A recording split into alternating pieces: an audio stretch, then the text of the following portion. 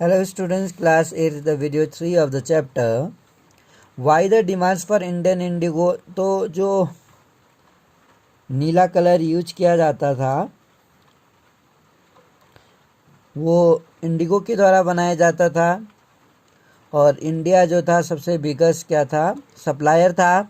तो अब क्वेश्चन आता है कि आखिर ये इंडियन इंडिगो था, इसकी डिमांड क्यों ज़्यादा बढ़ गई थी। इंडिगो प्लांट्स जो था grow primarily in the tropics areas में उगाया जाता था।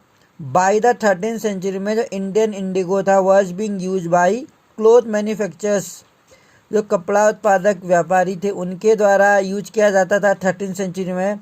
फ्रांस एंड ब्रिटेन भी क्या करते थे, टू डाई क्लोथ, ये भी क्लोथ डाई करते थे। और इस तरीके से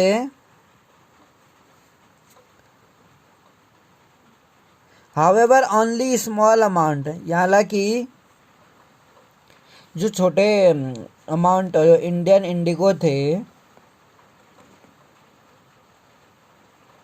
थोड़ा सा जो राशि थी इंडियन इंडिगो की reach to European market, European market में पहुंचती थी। लेकिन इसका जो प्राइस था उस समय बहुत ही ज़्यादा था। यूरोपियन क्लोथ मैन्युफैक्चरर्स जो थे, यूरोप के कपड़ा उत्पादक, therefore had to depend on another plant, उनको किसी अनदर प्लांट पे डिपेंड होना पड़ता था।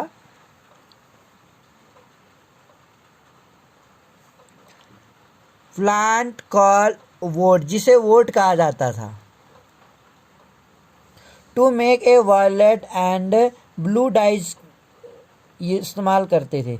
Being a plant of temperate zone, एक टेम्परेट जोन का प्लांट होने के कारण woad was more easily available जो वोट था इजीली अवेलेबल था, तो जो इसको उगाया जाता था नॉर्थन इटली में, साउथर्न फ्रांस में और जर्मनी के कुछ हिस्सों में और ब्रिटेन में उगाया जाता था। इस चिंता के साथ कि जो इसका जो कंपटीशन था इंडिगो नील की प्लांट्स के साथ था, वोट प्रोड्यूस, और जो वोट था वो यूरोप में प्रोड्यूस किया जाता था। Persuaded the government to ban the, और प्रेशराइज कर दिया गया गवर्नमेंट पर कि इंडिगो का जो इंपोर्ट था उस पर बैन लगाई जाए, ताकि वोट के प्लांट्स को डिमांड रखी जाए, प्रिजर्व किया जाए। क्लोथ जो डायर्स थे, अगर हम क्लोथ डायर की अगर हम बात करें, हाउएवर प्रिफर्ड इंडिगो, हालांकि वो क्या करते थे, इंडिगो को प्रिफर्ड करते थे रंगने के लिए। इंडिगो प्रोड्यूस जो थे, अगर हम देखें इंडिगो जो उत्पादन करते थे, रिच प्रोड्यूस जो था क्या करता था, एक ज़्यादा डार्क कलर प्रोड्यूस करता था, rich blue colour. Where is the dye from wood, हालांकि जो रंग था, जो वुड से रंग निकाला जाता था वो काफ़ी डल था, फेड था। 17th सेंचुरी में जो यूरोपियन क्लोथ थे प्रोड्यूसर्स परस्यूडेड दियर गवर्नमेंट, यूरोपियन क्लोथ जो थे प्रोड्यूसर, जो यूरोप के कपड़ा व्यापारी थे जो कपड़ा उत्पादन करते थे, गवर्नमेंट को ये परस्यूडेड किया कि टू रिलैक्स, मतलब उससे छूट दी जाए, जिससे कि इंडिगो के इंपोर्ट पर बैन लगा दी थी पहले, ताकि जो वोट के प्लांट को उसको प्रोटेक्शन मिले, ज़्यादा यूज करें वो। लेकिन अगर हम क्वालिटी की बात करें तो वोट का जो कलर था वो काफ़ी फेड था इंडिगो प्लांट्स के मुकाबले में। The French began cultivating indigo, और फ्रांस भी क्या करने लगा, इंडिगो को उगाने लगा एस्टी डोमिंगो में और इन द कैरिबियन आइलैंड्स में भी। द पुर्तगीज जो थे ब्राज़ील में उगाने लगे, the English in Jamaica and the Spanish in Venezuela, और जो स्पेनिश थे वो वेनेजुएला में। इंडिगो में प्लांटेशंस था also came up in many part of northern America, उत्तरी अमेरिका के कई हिस्सों में आया। By the end of 18th century, 18वीं शताब्दी के अंत तक जो डिमांड्स थी इंडिगो की, इंडियन इंडिगो की, वो क्या हुई, तेजी से बढ़ने लगी। और ब्रिटेन बिगेन टू इंडस्ट्रियलाइज, और ब्रिटेन क्या करने लगा, इंडस्ट्रियलाइज करने लगा। एंड इस कॉटन प्रोडक्शंस को एक्सपेंडेड ड्रामेटिक, और तेजी से इसका जो प्रोडक्शन हुआ तेजी से उसमें उछाल आया, क्रिएटिंग एन इनॉर्मस, और इस तरीके से बहुत ज़्यादा डिमांड बढ़ गई क्लोथ डाइज की वाइल द डिमांड, जबकि जो इंडिगो की जो डिमांड थी नील की वो तेजी से बढ़ी। It existing supplies from the regions between West Indies and America जो थे वो कोलैप्स हो गए वैरायटी ऑफ रीजन के कारण।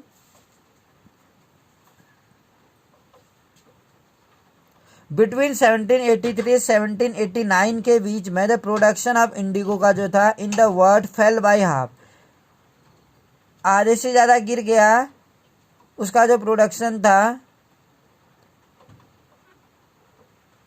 क्लोथ डायर्स जो थे कपड़ा रंगने वाले ब्रिटेन में now desperately look for new sources, अब वो नए सोर्सेज नए स्रोतों को तलाशने लग गए इंडिगो की आपूर्ति के लिए। From where could the indigo be procured, अब क्वेश्चन ये था कि किन नए स्रोतों से नए क्षेत्रों से इंडिगो को लिया जा सकता था, इंडिगो को प्लांट्स को अवेलेबल कराया जा सकता था। ब्रिटेन जो था, अब ब्रिटेन ने इसी के तहत ब्रिटेन था भारत की ओर मुड़ा। Faced with the rising demand, और जैसे ही जो इंडिगो था यूरोप में, क्योंकि इसका जो कलर था वो काफ़ी डार्क था, फेड नहीं होता था,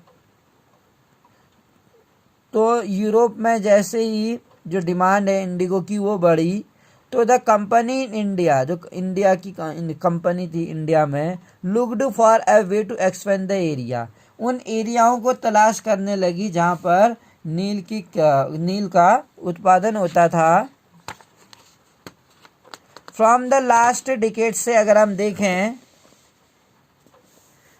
ऑफ द 18th सेंचुरी में, लास्ट डिकेड से हम देखें 18th सेंचुरी में, तो हम ये पाएंगे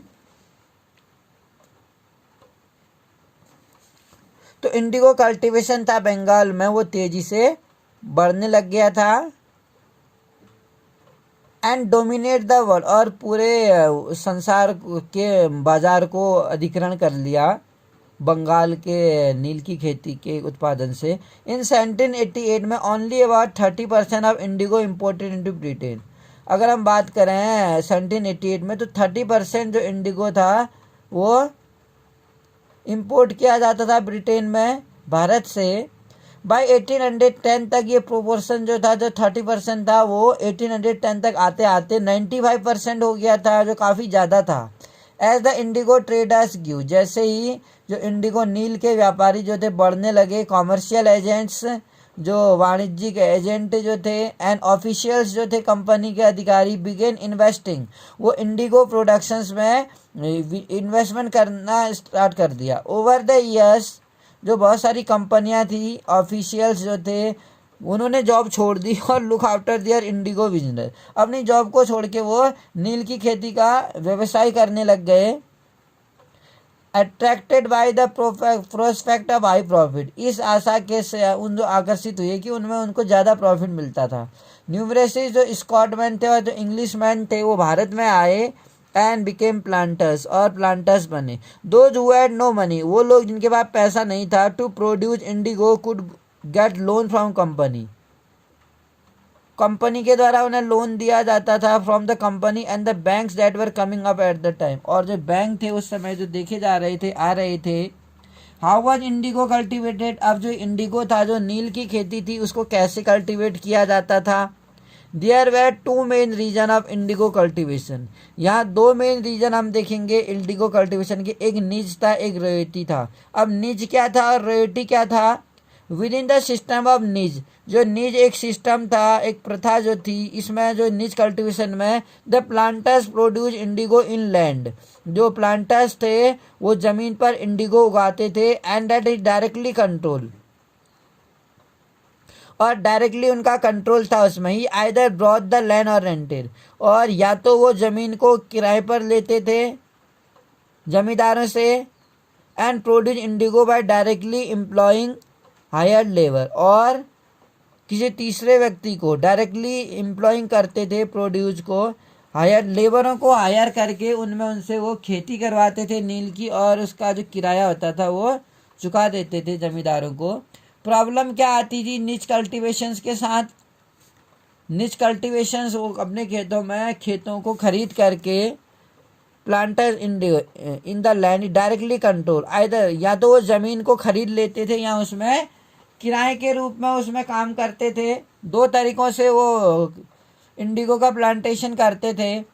निच कल्टीवेशन में जो प्रॉब्लम्स आती थी, द प्लांटर्स फाउंड, प्लांटर्स ने ये पाया कि ये बहुत कठिन था टू एक्सपेंड द एरिया को एक्सपेंड करना। निच कल्टीवेशन के अंतर्गत किसी भूभाग को बढ़ाना काफ़ी कठिन था। Indigo could be cultivated only on fertile land, क्योंकि इसके पीछे एक मेन रीज़न ये था, जो इंडिगो था वो उसी भूमि पर उगाया जा सकता था जहाँ की भूमि काफ़ी उपजाऊ थी। And these were all ready densely populated, और ये जो इलाके थे पहले ही डेंसली पॉपुलेटेड थे। ओनली स्मॉल प्लॉट, केवल जो छोटा हिस्सा था प्लॉट स्कैटर्ड, वो क्या हुए, स्कैटर्ड बिखरे हुए थे लैंडस्केप में किसी भूभाग पर।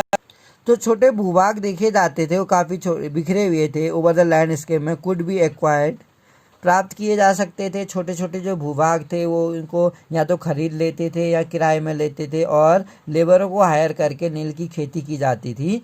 प्लांटर्स नीडेड लार्ज एरिया, और जो प्लांटर्स थे उनको एक बड़ा एरिया चाहिए था in compact blocks to cultivate indigo plantations के लिए। Where could they get such lands, उन्हें ये ज़मीन कहाँ से मिल सकती थी। They attempted to lease in the land, वो प्रयास करते थे कि उनको ज़मीन लीज पट्टे पर मिले अराउंड द इंडिगो फैक्ट्री, और उनके नज़दीक जहाँ पर इंडिगो की फैक्ट्री थी।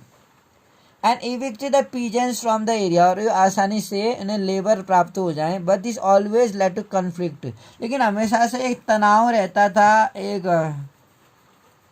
लोगों के बीच में एक कन्फ्लिक्ट देखा जाता था। नॉर वाज लेबर इजली, और आसानी से जो लेबर थे, जो मजदूर थे, श्रमिक थे, वो मोबिलाइज नहीं होते थे इधर से उधर जाने में। ये लार्ज प्लांटेशन जो था, बड़े लार्ज प्लांटेशन में बड़े पैमाने पर हाथों की आवश्यकता यानी कि श्रमिकों की आवश्यकता होती थी उस बूढ़े इंडिगो फील्ड्स को ऑपरेट करने के लिए। एंड लेबर वाज नीडेड, और इसके लिए ज़्यादा लेबर्स चाहिए थे। Precisely at that time when peasants were usually by, जबकि जो पीजेंट्स थे उस समय यूजली बिजी, काफ़ी बिजी होते थे धान की खेती के लिए या चावल की खेती के लिए काफ़ी व्यस्त दिखाई देते थे। उस समय में मजदूर बहुत सारे श्रमिकों का मिलना बहुत कठिन था। जो निच कल्टीवेशन की अगर हम बात करें, जो निच कल्टीवेशंस था, लार्ज स्केल में ऑल्सो रिक्वायर्ड मैनी प्लॉट, इसमें भी एक लार्ज स्केल में बड़े पैमाने पर आवश्यकता थी, प्लॉट किया गया था ब्लॉक्स में। 1 बीघा ऑफ इंडिगो, जो 1 बीघा था इंडिगो का कल्टीवेशंस रिक्वायर्ड 2 प्लॉट, इसमें 2 प्लॉट्स की ज़रूरत होती थी 1 बीघा इंडिगो के लिए कल्टीवेशन के लिए। दिस मीन की दैट ए प्लांटर्स विद 1000 बीघा, इसका अर्थ है जो प्लांटर्स थे एक 1000 बीघा के साथ would need 2000 plot investing on purchase, invest करते थे परचेज में। And maintenance of plot was a big problem, और जो मेंटेनेंस थी प्लॉट की वो काफ़ी कठिन थी इनके लिए।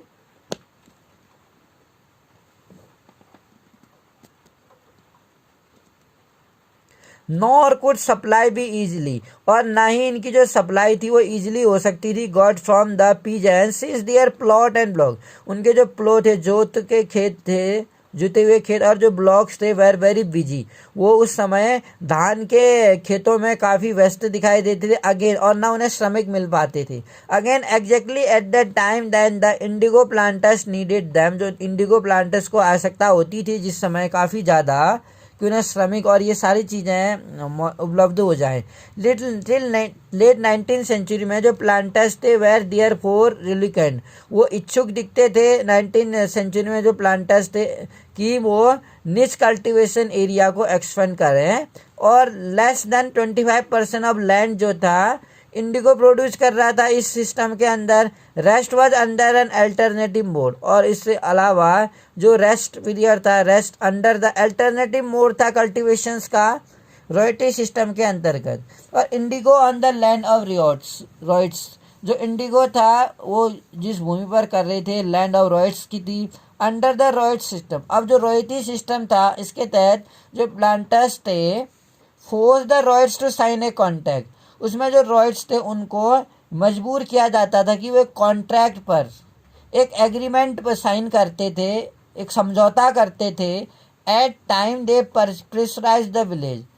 उन्होंने गांव में क्या किया, गांव के जो जमींदार थे या गांव के जो सरपंच थे, हेडमैन थे, उनको ये प्रेशराइज किया कि to sign the contract on the behalf of riots.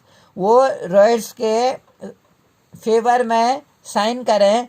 These वो साइन द कॉन्ट्रैक्ट, दोज वो लोग जो साइन करते थे इस कॉन्ट्रैक्ट पर, गॉट कैश, उनको एक नगद रुपया मिल जाता था, contract cash advance from the planter at low rate of interest. Come rate of interest पर इंडिगो उगाने के लिए इन लोगों को आसानी से लोन मिल जाता था। But the loan committed the right to cultivating indigo और at least 25% of area under his holding. लेकिन इस लोन के तहत ये कमिट किया गया था कि जो राइट था टू कल्टिवेटिंग इंडिगो, वो राइट क्या करेंगे, उनके 25% भाग पर नील की खेती करेंगे। इस शर्त पर उनको कम रेट ऑफ इंटरेस्ट पर लोन दिया जाता था उनकी जरूरतों के लिए। द प्लांटर्स जो थे प्रोवाइड द सीड, प्लांटर्स को सीड प्रोवाइड किए जाते थे। एंड द ड्रिल मशीन है, जो कल्टिवेटर्स थे प्रिपेयर द सॉइल, उन्होंने उसको जमीन को तैयार किया, बीजों को बोया, सोड the seed and looked after the crops, और जो फसल थी उनकी देखभाल करी। तो इस तरीके से हम देख सकते हैं कि किस तरह से इंडिगो जो को खेती को कल्टीवेट करने के लिए किस तरीके के नए नए तरीके आजमाए गए थे। When the crops was delivered, जब जो क्रॉप्स था उसको डिलीवर्ड किया गया प्लांटर्स को। आफ्टर द हार्वेस्ट, हार्वेस्ट के बाद, एक फसल कटने के बाद जब फसल दे दी जाती थी प्लांटर्स को, तो एक फसल के बाद ए न्यू लोन, एक नया लोन दोबारा से रॉयट्स को दिया जाता था। एंड द साइकिल, और एक दोबारा से वही चक्र शुरू हो जाता था। Peasants who were initially tempered by the loan, जो बहुत ज़्यादा टेम्पर थे इस लोन से, उन्होंने ये महसूस किया, सुन रियलाइज हाउ हार्श, कितना एक कठोर था ये सिस्टम, कितना पीड़ादायक था ये सिस्टम, जिसमें the price they got for Indigo, वो कीमत वो जो इंडिगो के बदले उन्हें दी जाती थी, ठीक है, उन्हें फ्रेश लोन दिया जाता था कम रेट ऑफ इंटरेस्ट पर। लेकिन ये शर्त भी तो थी कि वो 25% भूभाग पर इंडिगो की खेती करेंगे। और उन्हें बाद में रियलाइज हुआ कि ये सिस्टम कितना कठिन था। एडवांस लोन मिलने के बाद भी उन्हें ये रियलाइज हो गया लेटर ऑन कि कितना कठिन था ये सिस्टम, जिसमें उनकी जो इंडिगो उगाया करते थे उसका जो उन्हें प्राइस मिलता था वो काफ़ी कम मिलता था। The price they got for the indigo they produce, जो प्रोड्यूस करते थे was very low. And the cycle of loan, और इस तरह से जो लोन का साइकिल था, जो लोन लेते थे भले वो कम रेट ऑफ इंटरेस्ट उन्हें चुकाना पड़े, वो लोन का जो साइकिल था वो कभी ख़त्म हुआ ही नहीं। और इस तरह से अन्य कई प्रॉब्लम्स भी आए थे, other problems too. The planters जो थे यूजुअली इंसिस्टेड इंडिगो, जो प्लांटर्स थे वो इंडिगो भी कल्टिवेटेड ऑन द बेस्ट। वो ये कहा जाता था उनसे कि जो इंडिगो उगाया जाता है, क्योंकि इंडिगो के लिए फर्टाइल लैंड चाहिए थी, अगर मैं याद हो तो फर्टाइल लैंड चाहिए थी। तो उनके लिए एक प्रॉब्लम ये भी थी कि उन्हें अपनी ज़मीन का एक वो वाला हिस्सा चुनना पड़ता था, बेस्ट मिट्टी चुननी पड़ती थी जिसमें इंडिगो की खेती हो, in the which peasants prefer to cultivate, और उस भूमि में जिसमें वो धान की खेती, चावल की खेती करते थे, उस खेती को उन्हें इंडिगो के लिए चुनना पड़ता था। Indigo moreover had a deep root, और अगर हम इंडिगो की बात करें, जो उस इंडिगो की जड़ें थी वो काफ़ी डीप गहराई तक थी। And it exhausted the soil rapidly, और जो भूमि की जो एक सॉयल फर्टिलिटी है उसको तेज़ी से क्या कर देता था, एग्जॉस्ट भी कर देता था, और बहुत गहराई तक इसकी जड़ें जाती थी। यानी ज़मीन की फर्टिलिटी के हिसाब से इंडिगो का कल्टीवेशन कहीं से भी एक लाभदायक नहीं था। After an indigo harvest, indigo harvest करने के बाद land could not be sown with rice, एक बार इंडिगो बोने के बाद उस ज़मीन को चावल की खेती के लिए उपयुक्त नहीं माना जाता था, क्योंकि जो फर्टिलिटी थी राइस की, वो राइस के उगाने के लिए वो काफ़ी कम हो जाती थी उस ज़मीन पर, जिससे उन्हें काफ़ी प्रॉब्लम फेस करनी पड़ती थी। द ब्लू रिवेलियंस अगर हम देखें आफ्टर में, इस तरीके से हमने देखा कि मार्च 1859 की अगर हम बात करें, मार्च 1859 में थाउजेंड्स ऑफ रॉयट्स, जो कई सारे रॉयट्स थे बंगाल में, रिफ्यूज टू ग्रो इंडिगो, उन्होंने क्या किया, इंडिगो उगाने से मना कर दिया था। अब बेसिकली हुआ क्या होगा कि इंडिगो जब उन्होंने मना कर दिया 1859 में, 1857 में जहाँ फर्स्ट वॉर ऑफ इंडिपेंडेंस हुआ, फर्स्ट स्वतंत्रता संग्राम, उस समय के कुछ सालों बाद से भड़क गए थे बंगाल में अगर हम देखें, और हर जगह पर जो रिवेलियंस थे, क्रांतिकारी थे, वो फैल गए थे।